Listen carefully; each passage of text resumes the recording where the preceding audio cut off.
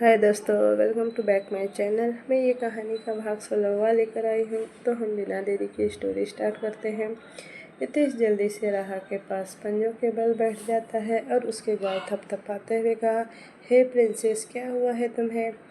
Hey princess, get up, open your eyes. लेकिन राहा कोई response नहीं देती। यतीश अपनी गर्दन पर हाथ फेरते हुए अपने माथे पर 2 उंगली से रब करता है। यतीश जल्दी से राहा को अपनी गोद में उठा लेता है और वहाँ से लंबे लंबे कदम लिए नीचे हॉल में आ जाता है। उसके चेहरे पर परेशानी साफ झलक रही थी। इस वक्त ब्रेकफास्ट करने के लिए सारे मेंबर्स डाइनिंग हॉल में मौजूद थे, लेकिन यतीश के गोद में राहा को देखकर सबके सब हैरानी से हॉल में आ जाते हैं। स्वामिनी जी जल्दी से यतीश के पास जाकर बोली, यतीश, मेरी बच्ची को क्या हुआ है? वो बेहोश क्यों है? यतीश राहा को सोफे पर लेटाकर तेज आवाज़ में कहा, I don't know mom, princess बेहोश कैसे हो गई? यतीश आदित्य की तरफ देखकर चिल्लाते हुए कहा, कॉल द डॉक्टर। आदि जल्दी से अपना फ़ोन निकालते हुए कहा, जी भाई। थोड़ी देर बाद राहा किंग साइज बेड पर लेटी थी और एक लेडी डॉक्टर राहा का चेकअप कर रही थी। इधर रूम के बाहर सब टेंशन से यहाँ वहाँ घूम रहे थे और यतीश हाथ बांधे दीवार पर टिक कर खड़ा था और सिगार के लंबे लंबे कस ले रहा था। राहा के चेकअप करने के बाद वो डॉक्टर एक गहरी सांस लेकर बाहर आते हुए डॉक्टर को देखकर स्वामिनी जी जल्दी से उनके पास जाकर बोली, क्या हुआ डॉक्टर? मेरी बच्ची को वो अचानक से बेहोश कैसे हो गई? डॉक्टर सीरियस टोन में बोले, मिस्टर रायजादा, मुझे मिस्टर रायजादा से बात कर लेने दीजिए। स्वामिनी जी हाँ में गर्दन हिलाते हुए शायद हो जाती है और वो डॉक्टर आकर यतीश के सामने खड़े हो जाते हैं। यतीश सब नज़रों से उस डॉक्टर को देखते हुए सिगार को नीचे फेंकता है और डॉक्टर से कहता है, what happened to her doctor, how is she now? वो डॉक्टर एक नज़र सीरियस निगाहों से यतीश को देखते हैं और अगले ही पर मुस्कुरा देते हैं। वो डॉक्टर मुस्कुराते हुए बोले, कॉन्ग्रेचुलेशन मिस्टर रायजादा, आप बाप बनने वाले हैं, आपकी बीवी प्रेग्नेंट है। ये सुनते ही सभी लोग सन्न रह जाते हैं और वृत्त बनकर उस डॉक्टर को देखने लगते हैं और यतीश का चेहरा अब डार्क हो गया था। स्वामिनी जी हैरानी से बोली, ये आप क्या बोल रहे हैं डॉक्टर? क्या आप इस बात के लिए श्योर है? और डॉक्टर मुस्कुराते हुए यतीश की तरफ देखकर बोली, I am 100% sure mister Raizada. Mrs Raizada 1 month pregnant है। Again congratulation. आधे घंटे में उन्हें होश आ जाएगा। वो डॉक्टर इतना बोलकर वहाँ से चली जाती है। करीब आधे घंटे बाद ही राहा को होश भी आ जाता है। राहा अपनी आंखें फाड़ते हुए हर किसी को देखती है कि उसका सर सीहू की गोद में था और सब उसे अजीब नज़रों से घूर रहे थे। सबको पता था कि राहा और यतीश के बीच में पति पत्नी वाला रिश्ता तो अभी तक बना ही नहीं था और उन दोनों की शादी को अभी सिर्फ 1 ही हफ्ता हुआ था, तो राहा 1 मंथ प्रेग्नेंट कैसे हो सकती है? राहा सबको देखते हुए जल्दी से उठकर बैठ जाती है और अपने बाल सही करते हुए बोली, आप सब यहाँ और आप सब मुझे ऐसे घूर क्यों रहे हैं? तिहू राहा को देखकर धीमी आवाज़ में बोली, भाभी आप 1 मंथ प्रेग्नेंट है, आप माँ बनने वाली हैं। राहा आंखें बड़ी करके तिहू को देखती है और दूसरे ही पल खिलखिलाते हुए हंस पड़ती है। राहा बोली, तिहू आप मजाक अच्छा कर लेती हैं। तिहू सीरियस टोन में बोली, भाभी मैं मजाक नहीं कर रही, आप सच में प्रेग्नेंट हैं। राहा अपना होठ मोड़ते हुए बोली, आह तिहू, आप समझ नहीं रही, मैं कैसे समझाऊं आपको? राहा हंसते हुए बोली, हम प्रेग्नेंट नहीं हो सकते तिहू, मेरा मतलब जब हमने एग्ज़ाम हॉल में बैठे ही नहीं, एग्ज़ाम तो दिया ही नहीं, तो रिज़ल्ट कहाँ से आएगा? राहा अपनी बड़ी बड़ी आँखों को और बड़ी करते हुए बोली। तिहू थोड़ा तेज आवाज़ में बोली, भाभी प्लीज़ मैं मजाक नहीं करती, आप सच में प्रेग्नेंट हैं। राहा तिहू को हैरानी से देखती है तो तिहू पलकें झपका देती है। राहा हकलाते हुए बोली, हाँ हम प्रेग्नेंट कैसे हो सकते हैं? राहा सहमी नज़रों से यतीश की तरफ देखती है जो अपनी जलती नज़रों से उसे घूर रहा था और उसका चेहरा अब सर्द हो चुका था।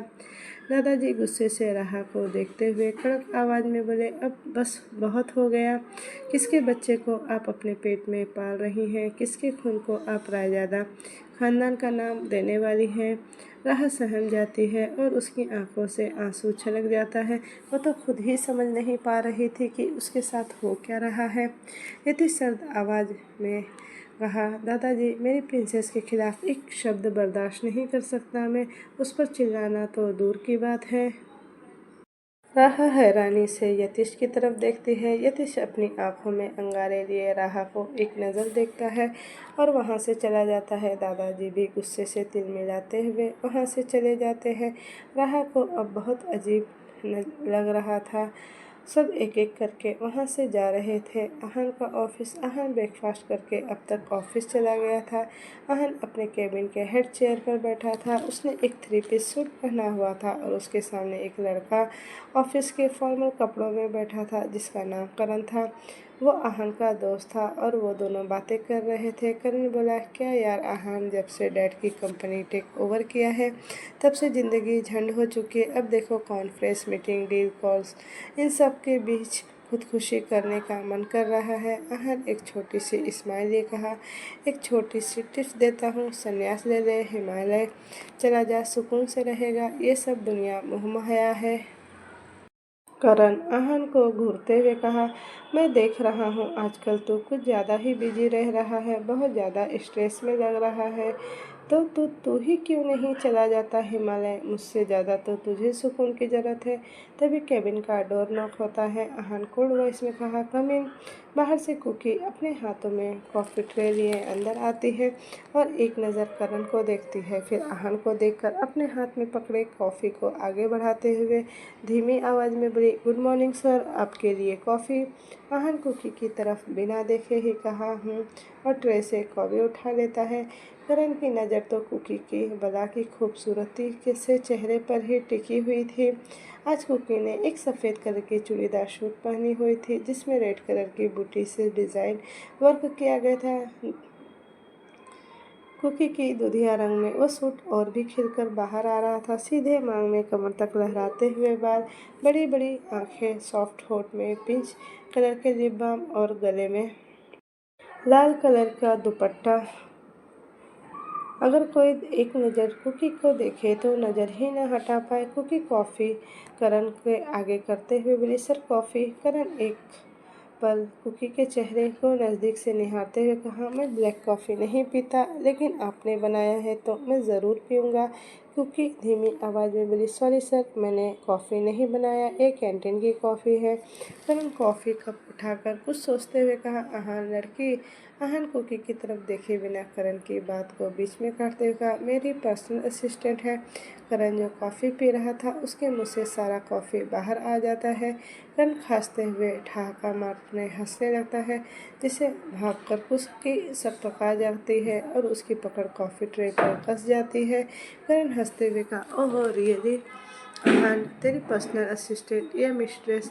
कुकी सर झुका लेती है लेकिन कुछ नहीं बोलती। अहान गुस्से से मुट्ठी भींचकर करण को देखते हुए कहा, अपनी बकवास बंद कर।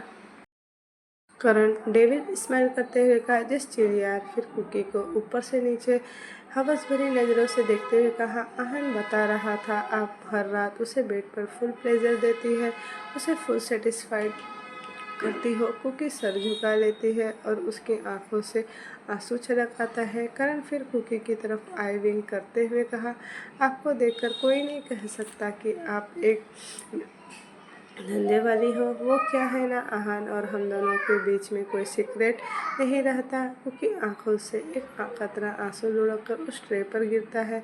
करण फिर एविड स्माइल करते हुए कहा, अच्छी चीज़ों के तलबदार तो हम भी हैं।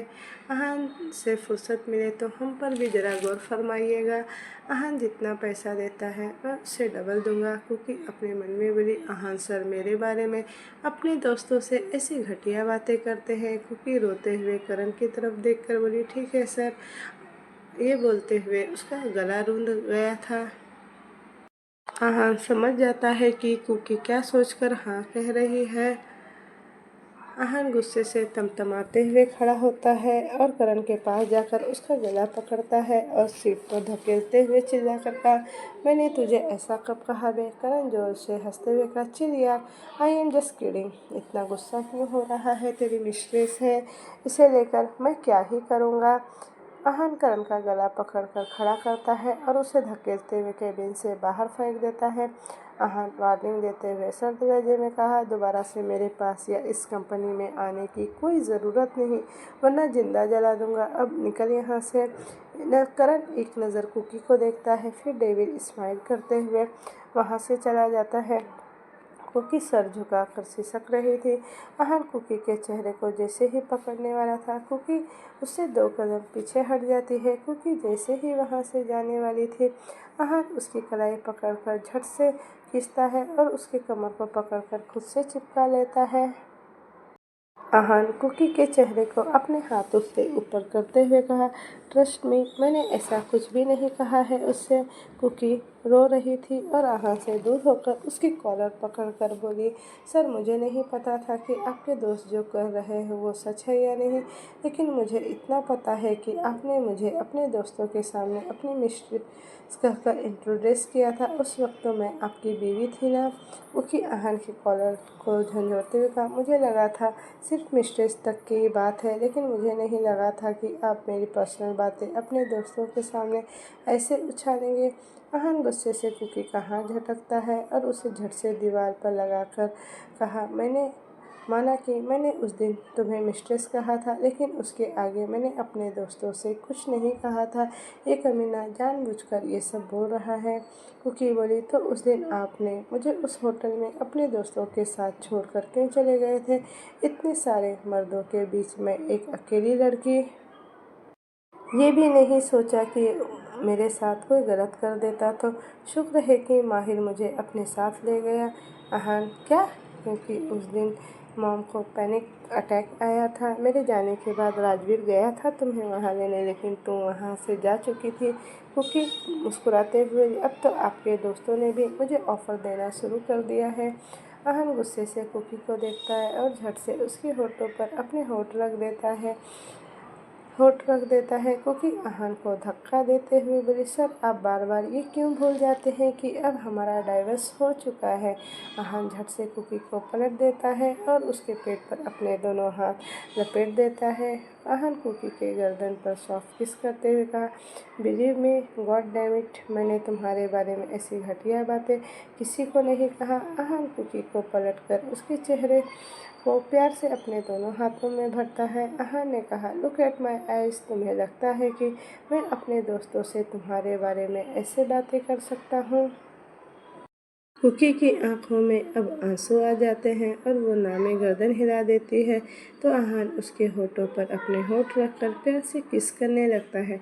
तभी कोई अहान को कुकी से दूर धकेलकर एक जोरदार पंच उसके मुंह पे मारता है, जिससे अहान के होठों के किनारे से खून आने लगता है। अहान उस खून को साफ करते हुए सामने देखता है तो माहिर अपनी जलती हुई नज़रों से उसे देख रहा था। माहिर गुस्से से लगभग चिल्लाते हुए कहा, बार बार कुकी को क्यों परेशान कर रहे हो? दूर नहीं रह सकते हो तुम मुझसे? अहान गुस्से से माहिर के मुंह पर एक पंच जड़ते हुए कहा, तू होता कौन है मेरे और इसके बीच बोलने वाला? अहान लगातार माहिर के मुंह पे पंच मारते हुए कहा, दोस्त है इसका या बॉयफ्रेंड या पति या यार है इसका? माहिर अहान के पंच को हवा में रोकते हुए कहा, तू कौन है कुकी का जो उसके इतने करीब आ जाता है? पति है या बॉयफ्रेंड? अहान गुस्से से माहिर का गला पकड़ते हुए कहा, तेरी भलाई इसी में है कि तू इससे दूर रहे। औरत है वो मेरी, सी इज़ माई वुमेन।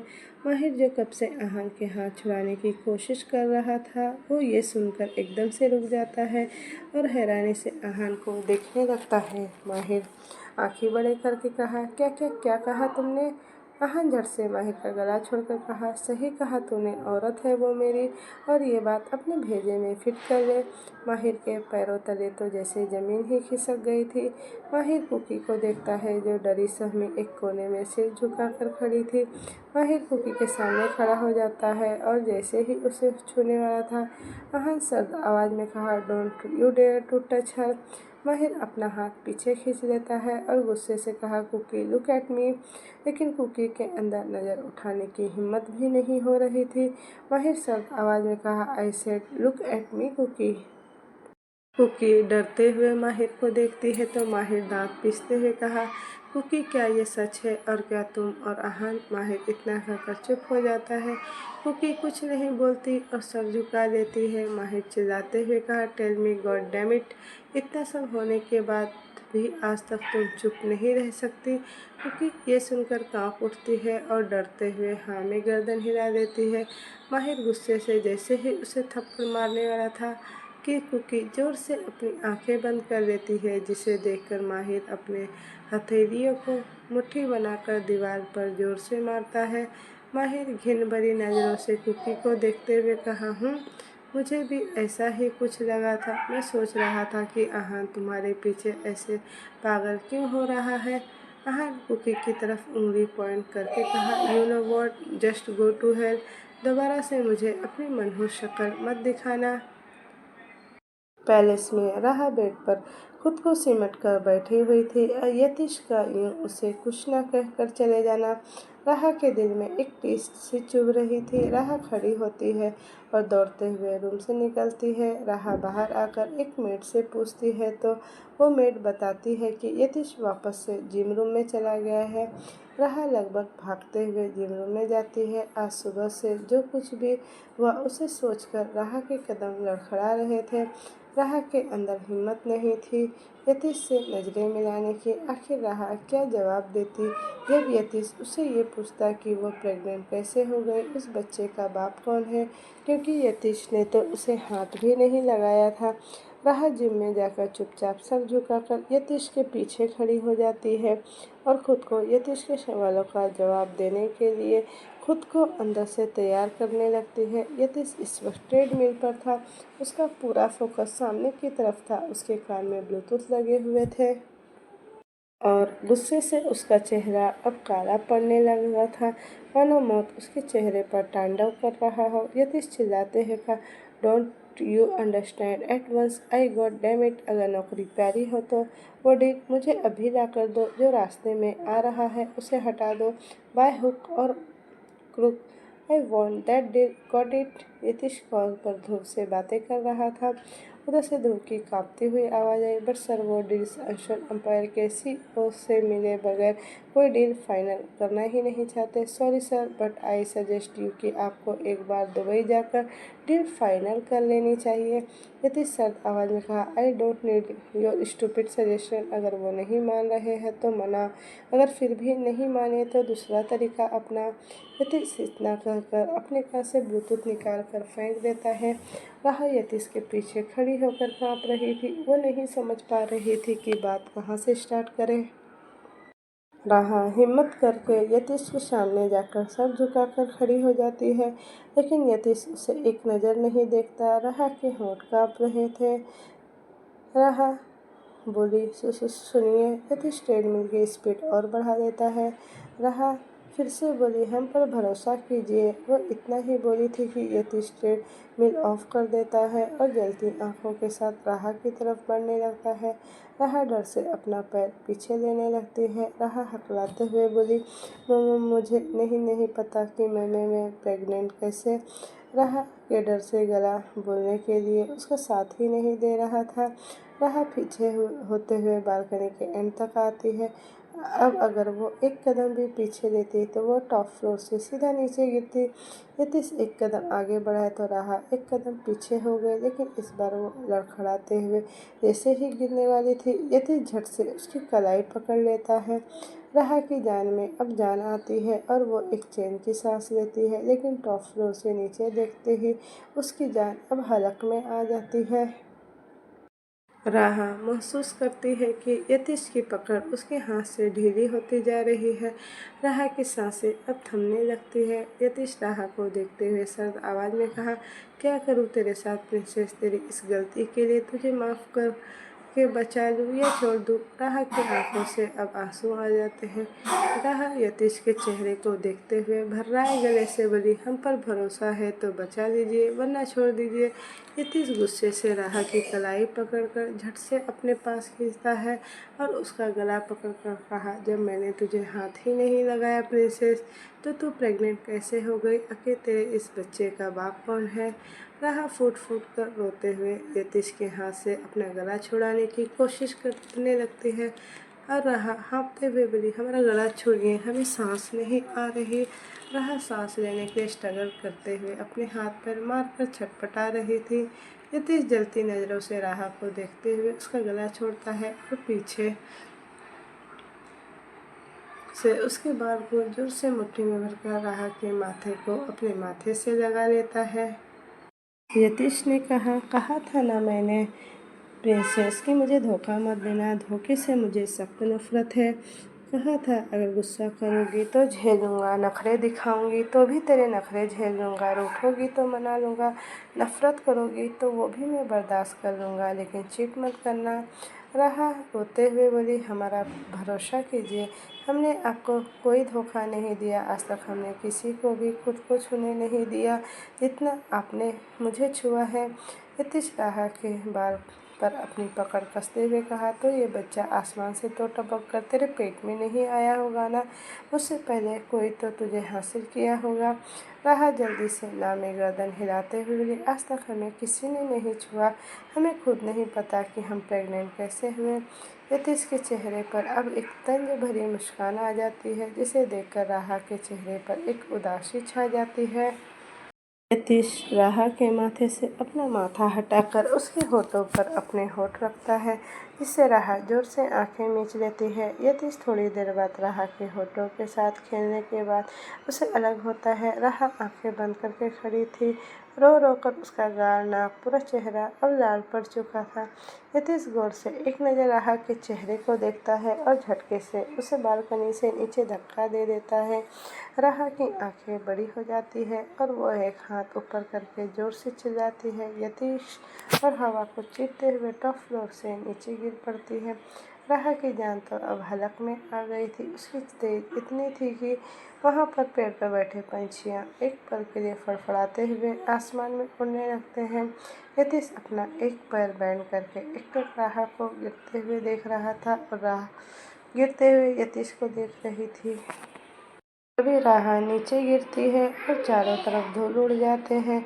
उसके साथ साथ राहा की आंखें भी बंद हो जाती है और चारों तरफ शांति छा जाती है। यतीश गुस्से से एक दो जोरदार पंच दीवार पर मारता है, जिससे उसके हाथों से अब खून बहने लगता है। थोड़ी देर बाद राहा अपनी आंखें खोलती है तो खुद को किंग साइज बेड पर पाती है। राहा मुंह फाड़े आंखें खोल हैरानी से उठकर बैठती है और खुद को छूते हुए बोलती है। राहा अपने दोनों हाथ से अपने गाल छूते हुए बोली, क्या क्या क्या हम जिंदा हैं या फिर हम मर गए। राहा चारों तरफ अपनी नजरें घुमाकर देखती है तो ये तो यतीश का ही कमरा था। थोड़ी देर पहले जो कुछ हुआ उसे याद करके राहा की आंखें नम हो जाती हैं।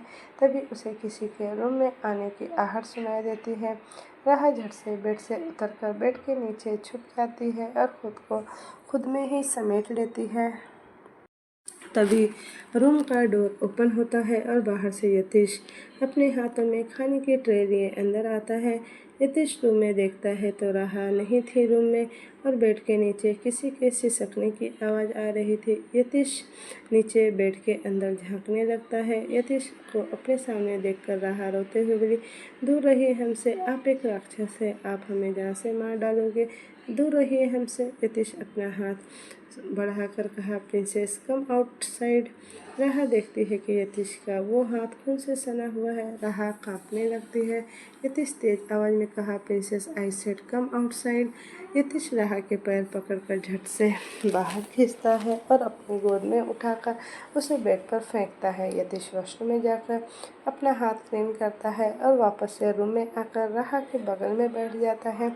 यतीश खाने की ट्रे से एक बाइट उठाकर राहा की मुंह की तरफ बढ़ा देता है। इस वक्त उसके चेहरे पर बहुत कठोर भाव थे।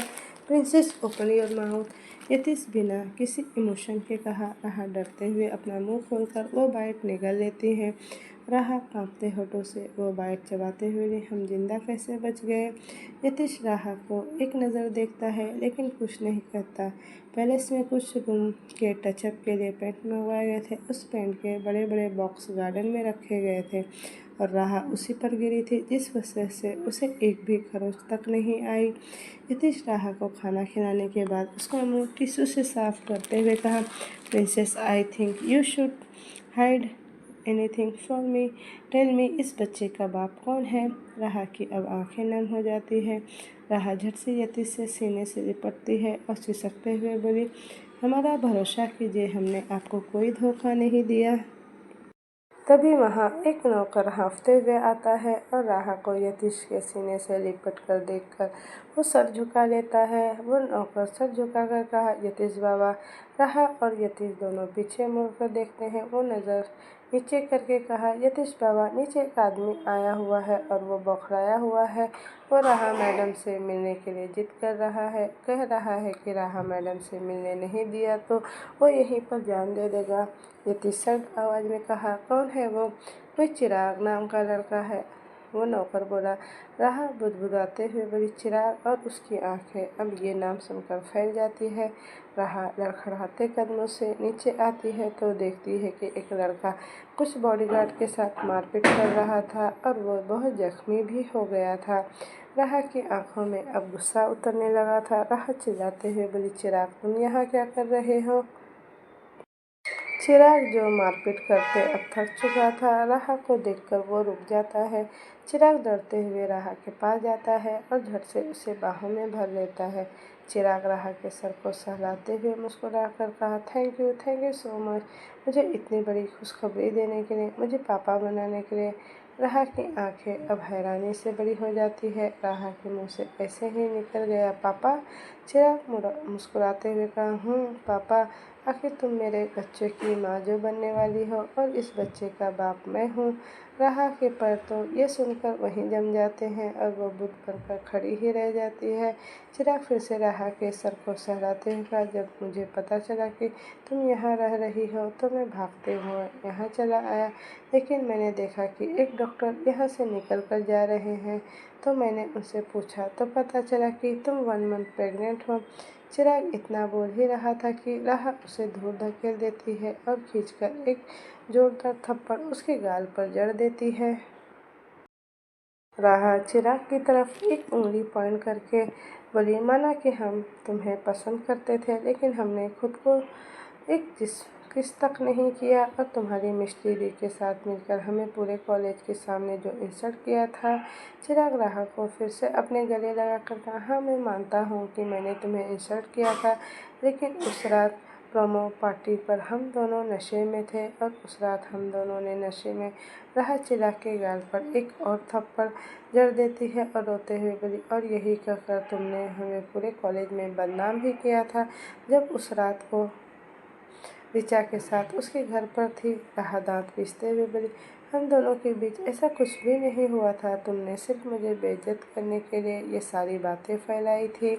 चिराग राहा के बाजू पकड़कर झंझोड़ते हुए कहा, राहा, तुम्हें सच नहीं पता, उस रात हम दोनों नशे में थे। और तभी राहा की नज़र यतीश पर जाती है, जो गुस्से से उन दोनों को ही देख रहा था। इस वक्त उसकी आंखें आग उगल रही थी। राहा की आंखें नम हो जाती है। अब तो यतीश उस पर बिल्कुल भरोसा नहीं करने वाला था। यतीश लंबे लंबे कदम लिए राहा के पास आता है और झटके से राहा को चिराग से दूर करके अपने कंधे पर उठा लेता है। यतीश राहा को ऊपर ले जाते हुए एक सर्द नज़र राजवीर पर डालता है और दांत पीसते हुए कहा, इतना मारो कि सिर्फ सांस आती रहे। राजवीर सर झुकाकर हाँ में गर्दन हिला देता है। यतीश राहा को अपने साथ ऊपर ले जाता है और रूम में लाकर बेड पर पटक देता है। यतीश जैसे ही वहाँ से जाने वाला था, राहा झट से बेड से उतर जाती है और अपना पैर पकड़ लेती है। राहा यतीश के चेहरे को देखकर रोते हुए कहा, जानती हूँ अब आप हम पर भरोसा तो बिल्कुल नहीं करेंगे, लेकिन दुर्गा माँ की कसम, हम आज भी पाक दामन में हैं, हमारे इज्जत पर कोई दाग नहीं। यतीश झुककर राहा के गाल पर हाथ रखकर प्यार से सहलाता है और उसे अपनी गोद में उठाकर बेड पर सुला देता है। यतीश राहा के बगल में बैठ जाता है और उसके होठों पर होठ रख देता है, जिससे राहा की आंखें बंद हो जाती है। यतीश बगल के ड्रॉवर से एक इंजेक्शन निकालता है और राहा के बाजू पर इंजेक्ट करता है, क्योंकि राहा पैनिक करने लगी थी। इस वक्त उसे रेस्ट की ज़रूरत थी। राहा अपनी आंखें फड़फड़ाती है और उसके माथे पर शिकन आ जाती है, जिससे यतीश उसके होठों पर और सॉफ्टली किस करने लगता है। थोड़ी देर में राहा बेहोश हो जाती है। यति उसके होठों को छोड़कर उसे ब्लैंकेट से कवर करता है और डोर बंद करके वहाँ से चला जाता है। इधर बॉडीगार्ड्स चिराग की अधमरी हालत करके पैलेस से बाहर फेंक दिए थे। अब कुकी का अपार्टमेंट। कुकी इस वक्त अकेले बैठकर डिनर कर रही थी कि तभी अपार्टमेंट का डोरबेल बजने लगता है। कुकी टिश्यू से अपना हाथ साफ करते हुए बोली, आ रही हूँ बाबा। कुकी जाकर डोर के पास खड़ी होती है और बोली, इतनी रात को कौन आया होगा। कुकी डोर ओपन करती है तो सामने खड़े शख्स को देखकर उसकी आंखें हैरानी से फैल जाती हैं। उसके सामने करण खड़ा था तो वो बोली, करण सर आप यहाँ। करण अजीब नज़रों से कुकी को ऊपर से नीचे तक देखता है और झट से उसे अंदर धकेलकर खुद अंदर आ जाता है और डोर लॉक कर देता है। कुकी चिल्लाते हुए बोली, ये क्या बदतमीजी है सर, आप यहाँ क्या कर रहे हैं। करण ठहाका मारकर हंसते हुए कुकी को कमर से पकड़कर खुद से चिपका देता है और अजीब तरह से कहा, वही जो आहान तुम्हारे साथ करता है, हमेशा बिस्तर पर। कुकी गुस्से से करण को पीछे धक्का देते बोली, चुपचाप यहाँ से निकल जाइए वरना मैं अभी पुलिस को बुलाऊंगी। करण कुकी का हाथ मोड़ देता है और उसके पीछे कमर पर लगाते हुए कहा, मुझे देखकर भड़क क्यों जाती हो। ऐसा क्या है आहान में जो हमेशा उसके बिस्तर पर पहुंच जाती हो। करण कुकी के बाल को स्माइल करते हुए कहा ना, आहान से डबर की मत दूंगा, बस एक रात। आहान को पता भी नहीं चलेगा। इस वक्त तुम और मैं अकेले, लेट्स एंजॉय जान। करण इतना कहकर कुकी के होठों की तरफ बढ़ने लगता है कि कुकी गुस्से से करण को पीछे धक्का देकर उसके गाल पर एक थप्पड़ जड़ देती है। करण एक तरफ झुक जाता है और कुकी के पांचों उंगलियों के निशान उसके गाल पर छप जाते हैं। कुकी चिल्लाते हुए बोली, दूर रहो मुझसे वरना मार डालूंगी। करण की आंखों में खून उतर आता है। करण गुस्से से कुकी को धक्का देकर बेड पर गिराता है और अपनी शर्ट फाड़कर अपने बदन से अलग करता है। करण कुकी के ऊपर आता है और दांत पीसते हुए कहा, साली कमीनी, तेरी इतनी हिम्मत, तूने मुझे थप्पड़ मारा। करण कुकी के दोनों हाथ पकड़कर ऊपर बेड पर ब्लॉक कर देता है और दांत पीसते हुए कहा, ओ मेरी संतरा, आज रात तेरे पूरा रस निचोड़कर न पी लिया तो मेरा नाम भी करण नहीं। कुकी के आंखों से आंसू आ जाते हैं। कुकी बेबसी से बोली, सर प्लीज़ छोड़ दीजिए हमें। आहान सर मेरे पति हैं, आप अपने दोस्त के बीवी के साथ ये सब कैसे कर सकते हैं। करण कुकी के गाल पर खींचकर एक छप्पड़ दर देता है और चिल्लाते हुए कहा, अपना मुंह बंद रख, जो कर रहा हूँ चुपचाप करने दे वरना तेरा इतना तमाशा बनाऊंगा कि किसी को मुंह दिखाने लायक नहीं बचोगे। थप्पड़ इतनी तेज थी कि कुकी के कान झनझनाने लगे और उसके होठों को किनारे से खून आने लगे। करण कुकी का दुपट्टा उसके सीने से अलग करके फेंकता है और उसके सूट के बाजू को फाड़ देता है। कुकी रो रही थी और खुद को छुड़ाने की कोशिश कर रही थी। करण जबरदस्ती उसके गले पर किस करने लगा तो देखता है कि कुकी की गर्दन से लेकर कोले बोर्ड तक भर भर के बाइट्स के निशान मौजूद थे। करण रुक जाता है और उस निशान को टच करते हुए कहा, यू आर सो ब्यूटीफुल संतरा, तुम्हारा अच्छे से यूज़ किया है आहान ने। क्योंकि डर से थर से कांप रही थी और उसकी आंखों के कोने बह रहे थे। करण ने उसे पूरी तरह से दबोच रखा था। करण कुकी के होठों की तरफ बढ़ने लगा तो कुकी ने अपना सर दूसरी तरफ कर लिया, जिसे देखकर करण के चेहरे पर अब गुस्सा उतर आया। करण कुकी के बाल को मुट्ठी में भरकर जबरदस्ती उसका चेहरा अपनी तरफ घुमाकर कहा, जब हर रात उस आहान के बिस्तर सजाती हो तब तो इतना नखरा नहीं दिखाती, लेकिन मेरे सामने इतने नखरे क्यों। करण कुकी के कान की तरफ झुककर सडकते टोन में कहा, तुम तो बला की खूबसूरत हो मेरी संतरा, आज रात थोड़ा थोड़ा निचोड़कर तुम्हारा सारा रस पी जाऊंगा। कुकी अपनी सारी ताकत लगाकर अपना हाथ छुड़ाती है और करण को पीछे धक्का देकर वहां से जाने वाली थी कि करण गुस्से से अब उसका सर पकड़कर दीवार से दे मारता है। कुकी का सर अब घूम जाता है और उसके सर से खून बहने लगता है। कुकी लड़खड़ाते कदमों से डाइनिंग टेबल के पास जाकर एक शीशे का ग्लास उठाती है और उसे तोड़कर शीशे का टुकड़ा उठा लेती है। कुकी की आंखें बार बार ड्रॉप कर रही थी। कुकी लड़खड़ाते आवाज में बोली, अगर मेरे करीब आए तो मैं अपनी जान दे दूंगी।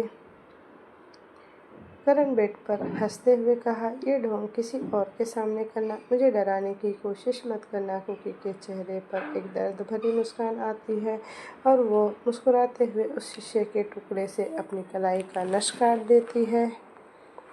करण हैरानी से कहा, ए औरत पागल।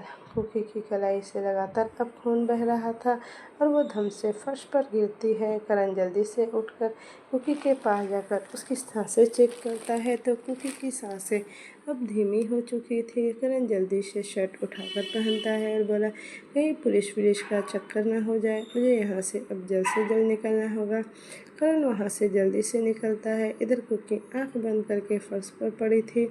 उसके सर से होठों के किनारे से कलाई से खून बह रहा था। उसके बाल पूरी तरह से बिखर गए थे और गाल सूज गया था। राहज़ादा पैलेस राहा टेरेस पर गुमसुम सी फर्श पर बैठी थी और एकटक आगे देख रही थी। यशिश अब तक घर नहीं लौटा था। वो कहाँ है किसी को पता नहीं था। तभी कोई पीछे से आवाज़ लगाता है, ए भाभी। राहा पीछे मुड़कर देखती है तो अहान अपने हाथों में डिनर प्लेट्स लिए मुस्कुराते हुए खड़ा था। राहा कुछ नहीं बोलती और उससे नजरें फेर लेती है। अहान जाकर उसके बगल में बैठ जाता है और उसकी तरफ वो प्लेट्स बढ़ाकर सॉफ्ट टोन में कहा, भाभी डिनर कर लीजिए। राहा बिना किसी इमोशन के बोली, अहान भैया मुझे भूख नहीं है। अहान एक छोटी स्माइल देता, भाभी मुझे पता है आपको भूख नहीं है, लेकिन आपके पेट में जो चूहे दौड़ रहे हैं वो चीख कर बोल रहे हैं कि आपको भूख लगी है।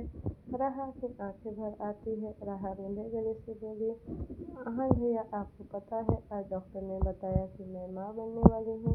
पता है, अहान बोला। राहा घबराए गले से बोली, लेकिन ये बच्चा आपके भाई का नहीं।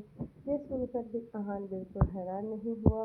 अहान बिना कोई इमोशन लिए कहा, ये भी पता है मुझे। राहा रोते हुए बोली, तो आप मुझ पर गुस्सा क्यों नहीं कर रहे हैं। अहान स्पून से खाने की एक बाइट राहा की तरफ बढ़ाते हुए कहा, भाभी पहले आप डिनर कर लीजिए। राहा में गर्दन हिला देती है। अहान थोड़ा तेज आवाज में कहा ना भाभी, पहले डिनर कर लीजिए। राहा डर से वो बाइट खा लेती है और उसकी आंखों से अहान को देखने लगती हैं। अहान सॉफ्ट टोन में कहा, अब बताइए चिराग ने आपके साथ क्या क्या किया था। राहा डर से खुद को समेट लेती है। अहान और सॉफ्ट टोन में कहा, भाभी जब आप बताएंगे नहीं तो हमें पता कैसे चलेगा। राहा अहान को देखते हुए बोली, आप हमारे बातों पर भरोसा करेंगे। अहान हाँ में सर हिला देता है। भाभी आप बताएंगे तब ना भरोसा करूँगा। राहा अपने आंखों से आ रहे आंसू साफ करते हुए बोली, चिराग और मैं एक ही कॉलेज में पढ़ते थे। चिराग मेरा सीनियर था। चाचा चाची मुझे हमेशा कॉलेज नहीं जाने देते। हफ्ते में 1 या 2 बार ही कॉलेज में जाती थी। राहा फिर बोली, मिष्टी दी नहीं चाहती थी कि मैं वो एक बार भी कॉलेज जाऊँ। वो मेरी पढ़ाई रोकना चाहती थी। एक दिन मैं कॉलेज में बेहोश हो गई थी। तब चिराग ने मेरी मदद की थी। वो मुझे ड्रॉप करने चाचा चाची के घर आया था, लेकिन मिष्टी दी ने आग लगा दी कि चिराग मुझसे प्यार करता है। उस दिन के बाद चिराग हर मुमकिन कोशिश करता मुझे इम्प्रेस करने की और मैं पगली उसके झूठे प्यार के झांसे में फंस गई। और एक दिन जब मैंने उसे प्रपोज किया तो उसने पूरे कॉलेज के सामने मेरी इंसल्ट की। तब मुझे पता चला कि ये सिर्फ 5 लाख की एक बेट था जो चिराग और मिष्टी दी ने लगाया था और चिराग वो बेट जीत गया था। अहान गौर से राहा की बातें सुन रहा था और राहा ये बोलकर फूट फूट कर रोने लगी थी। अहान बोला, और प्रोमो पार्टी में क्या हुआ था। राहा रोते हुए बोली, उस रात प्रोमो पार्टी पर चिराग ने मुझे कन्विंस किया कि वो प्यार का नाटक करते करते मुझे सच में प्यार करने लगा है, लेकिन मैं उस पर भरोसा नहीं कर सकती थी। मैंने उस रात 3-4 ग्लास सॉफ्ट ड्रिंक ही पिया था, लेकिन मुझे नहीं पता था कि वो ड्रिंक स्पाइक किया गया था। उसके बाद चिराग मुझे अपने साथ ले गया था, लेकिन ऋचा ने बताया था कि वो आधे रास्ते में चिराग को रोककर मुझे अपने साथ अपने घर ले गई थी। सुबह को जब मेरी नींद खुली तो मैं ऋचा के घर पर थी, लेकिन अगले दिन कॉलेज में चिराग ने सबके सामने ये बताया कि मैं पूरी रात उसके साथ थी। जब चाचा चाची को ये बात पता चली तो उन्होंने मेरी पढ़ाई ही रुकवा दी। मैंने उन्हें बहुत बार बताने की कोशिश की, लेकिन उस रात मैं घर पर नहीं थी तो उन्होंने भी इस चिराग की बात पर ही भरोसा किया। राहा अपना आंसू साफ करते हुए बोली, आहन भैया, मैं एक लड़की हूँ, चाहे जितना भी नशे में क्यों ना हो। क्या मुझे पता नहीं चलेगा कि मेरे साथ क्या हुआ है और क्या नहीं। राहा रोते हुए बोली, यही सच है आहन भैया, आप चाहे तो भरोसा कर सकते हैं, वरना इसे साबित करने के लिए मेरे पास कोई सबूत नहीं है। आहन एक गहरी सांस लेकर राहा के आंखों से आंसू आ रहे आंसू को साफ करते हुए कहा, सब कुछ ठीक हो जाएगा भाभी, आप चिंता मत कीजिए। इधर यतीश एक अंधेरे कमरे में बैठा हुआ था और अपना सर ब्रेड क्राउन पर टिका कर रखा था। उसके बगल में मोबाइल पड़ा हुआ था जो कॉल में स्पीकर मोड पर था और वो आंखें बंद करके राहा की सारी बातें सुन रहा था। आदित्य उसके पास एक चेयर पर बैठा था। आदित्य बोला, भाई आपको क्या लगता है, क्या भाभी ने आपके साथ चीट किया है? यतीश कुछ नहीं बोला। तभी उस कॉल से आहन की आवाज़ आई, भाई। यतीश मोबाइल उठाकर अपने कान से लगाता है। उधर से आहन बोला, भाभी भाभी ने आपने धोखा नहीं दिया, वो मासूम है भाई, उसकी बातों से सच्चाई साफ झलक रही है। यतीश इतना बोलकर हाँ बोलकर फ़ोन काट दिया और मोबाइल बेड पर फेंक देता है। यतीश अपना सर पकड़कर कहा, तो प्रिंसेस प्रेग्नेंट हुई कैसे? करीब आधी रात को यतीश वापस पैलेस आ गया। यतीश अपने रूम में जाकर देखा तो राहा वहाँ पर नहीं थी। यतीश सीधा टेरेस पर चला जाता है। राहा इस वक्त टेरेस पर बैठे बैठे ही सो रही थी। उसने अपना सर दीवार से लगा रखा था और अपने घुटने को दोनों हाथों से पकड़ रखा था। उसके चेहरे पर आंसू के दाग छपे हुए थे। यतीश कुछ देर राहा के मासूम से चेहरे को देखता है और उसे अपनी गोद में उठा लेते हैं। राहा नींद में यतीश की बाहों में झूल जाती है। यतीश राहा को रूम में ले आता है और बेड पर लिटा देता है। राहा इस वक्त 2 पीस नाइटी सूट पहनी हुई थी। यतीश राहा के टॉप के बटन्स खोलता है। राहा कसमसाते हुए आंखें खोलती है तो देखती है कि यतीश उसके टॉप्स के बटन खोल रहा था। राहा की आंखें तो हैरानी से फैल जाती है। वो डरते हुए बोली, ये आप क्या कर रहे हैं? यतीश राहा के होठों पर उंगली रखकर कहा, प्रिंसेस। राहा चुप हो जाती है। यतीश नीचे से टॉप्स के 3 बटन्स खोल रहा था। राहा के बगल में लेट जाता है और उसके खुले पेट पर अपना सर रखता है। राहा की आंखें भर जाती है क्योंकि यतीश इस वक्त बच्चे की तरह हरकत कर रहा था। यतीश धीमी आवाज़ में कहा, प्रिंसेस, मैंने कल के लिए डॉक्टर से अपॉइंटमेंट लिया है, कल जाकर इस चिराग के बेबी को ऑपरेट करवा देंगे। राहा की आंखें नम हो जाती है। राहा रूंधे गले से बोली, चिराग का बेबी? उसकी आंखों के कोने बह जाते हैं। यह 3 टूक शब्द जैसे उसके कलेजे में खंजर की तरह चुभ रहे हो और वो यतीश के बालों पर हाथ फेरते हुए हाँ में गर्दन हिला देती है। तो दोस्तों, ये कहानी अब मैं यहीं तक रहने देती हूँ। इसका नेक्स्ट पार्ट मैं जल्द ही लेकर आऊँगी। तो दोस्तों, आपको ये कहानी कैसी लग रही है मुझे बताइएगा, और आपको इसी तरह की स्टोरी चाहिए तो मेरे चैनल को लाइक शेयर एंड सब्सक्राइब ज़रूर कीजिएगा। Thank you for watching. Bye bye.